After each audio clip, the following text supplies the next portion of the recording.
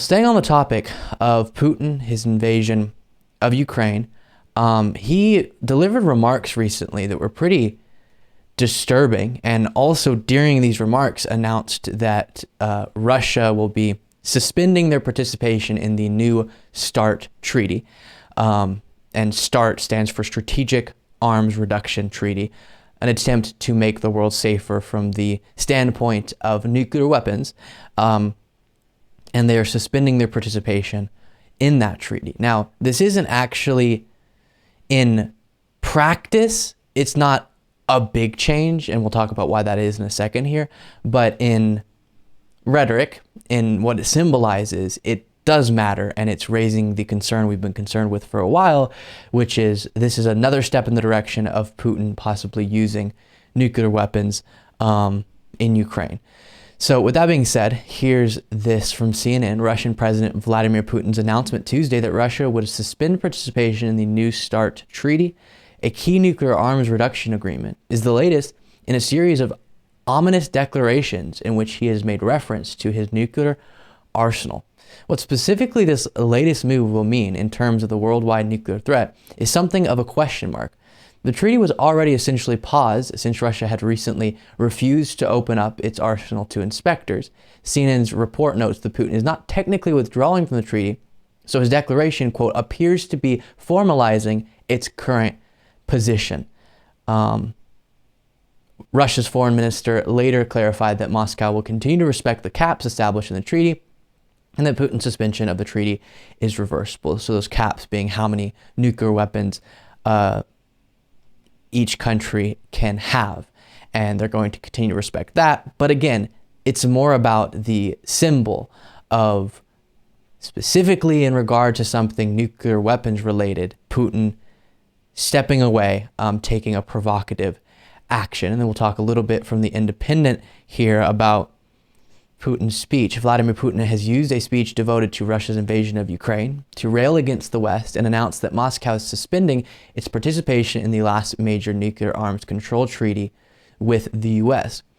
In the near 2-hour address, which meandered from topic to topic, Mr. Putin laid out a litany of well-worn grievances against Western nations, including blaming them for the start of the war in Ukraine and saying that they want to destroy Russia. Quote, "It's they who have started the war, and we are using force to end it," Mr. Putin claimed. And in the last segment, we talked about Biden's speech in Warsaw, Poland, and he addressed that very talking point, saying that Putin, one man, can make the decision to end this war. And it's not allowing Russia to be threatened. It's not allowing the Russian people to be hurt. It's just stopping his invasion of a sovereign country.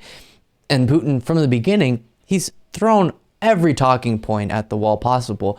But one of the things he does come back to a lot is the West provoked this, or specifically Ukraine provoked this, which isn't true. He's just lying. And this is for optics, for his people, so they think, oh, we're justified. Putin is leading us correctly, because at the end of the day, he's just trying to defend Russia by invading a sovereign country that didn't threaten Russia, which makes absolutely no sense and is incredibly dishonest. And we knew he would be using this type of rhetoric, but now we're seeing him do it a lot. And what's scary is, from Putin's perspective, and when we look at Putin and watch him say that I'm going to pull out of a treaty that was supposed to make the world more safe when it comes to nuclear weapons.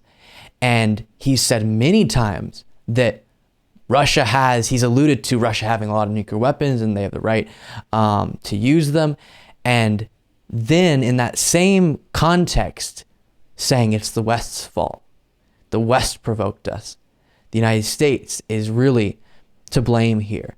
You start seeing why it's such a terrifying moment that we're in. And the solution is not for the United States to back away. The world does not become safer if the United States stops supporting Ukraine. Russia will be emboldened. Russia will continue to threaten the national security of many different nations if we were to do that. And so when people say they're concerned about nuclear war, they see these statements and take that to mean this is why the United States shouldn't support Ukraine, because we're provoking him.